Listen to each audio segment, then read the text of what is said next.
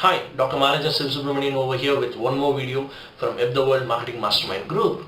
And here I'm going to take on a question which was asked by one of the members in the mastermind group, which was about like upselling, downselling and cross-selling.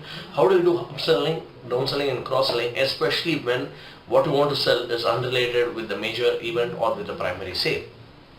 That's a good question, and I had promised him that I'll be sharing from some real life examples as to like how you can do the same sales in terms of like selling different unrelated things at the same event or at the same venue. Okay, one important thing which we need to understand about any event for that matter to begin with is events happen at venues. So it's not just about the event per se, it also is about the venue per se. So anything can be happening per se over there in terms of the venue where sales keep on happening, and I'm going to share in some real specific examples with the same. Okay, first example is about upselling. I wouldn't say upselling in the terms of sales, but in terms of like offering all the participants of an event where they offer them a chance to become a member of a peace protection group. Like it was a membership drive for getting into where the members were supposed to maintain peace, the members were supposed to be promoters of anti-corruption and all those things. And where did this happen? This happened at a wedding.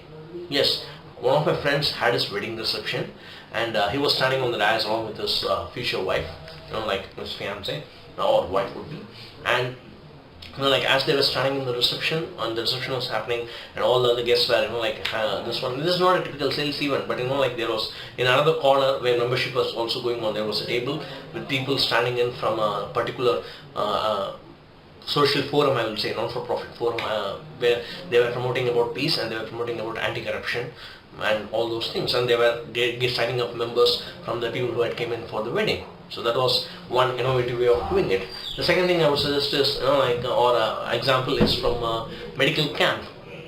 I was part of a medical camp which happened, last year, the year 2014, towards the end of 2014, where the whole purpose of the camp was to spread awareness about that particular medical system and how it could help different people. It was about I was part as one of the organizing people, and I was helping some of the doctors over there because they were friends of mine.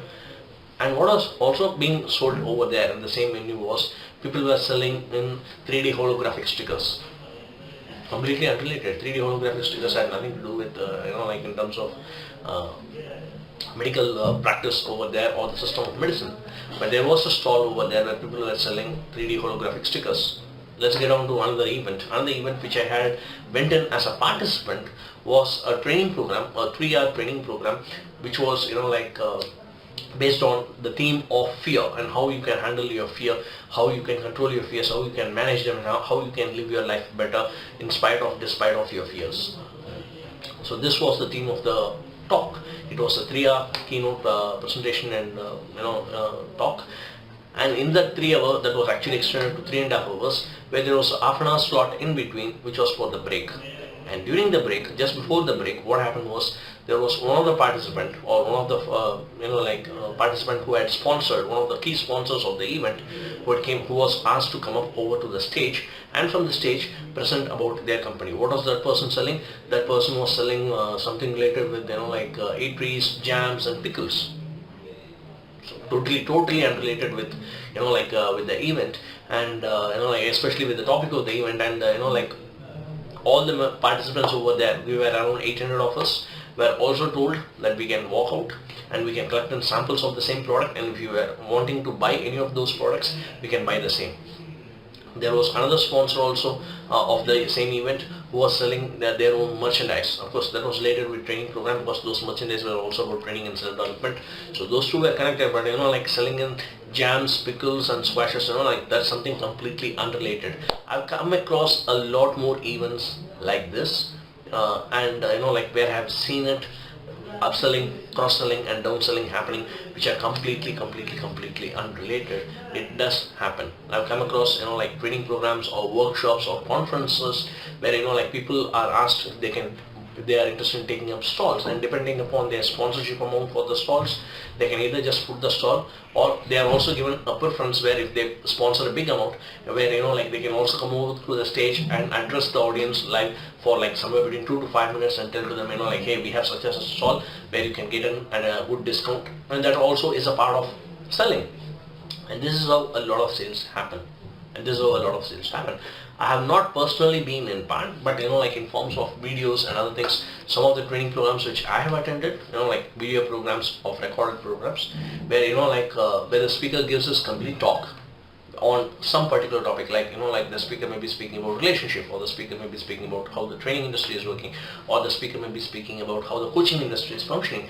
And after speaking through all those things, what he actually ends up doing is also like presenting about a network marketing offer where he's a member, or about a product industry where he's also a member, and like if people are interested, they can join him. So such type of things is all about it's not just about whether the audience is going to find it relevant or not. It's also about are you able to justify to the audience that hey, these things may be unrelated, but at the end of the day, this is what we are offering.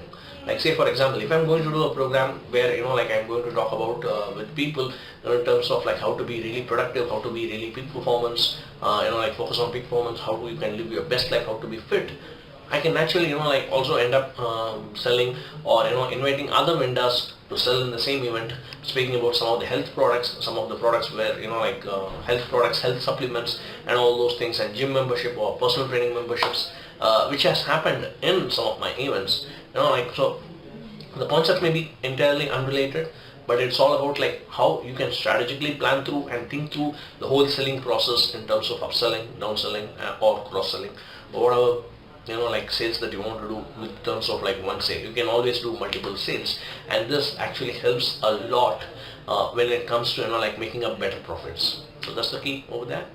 Good selling, happy selling.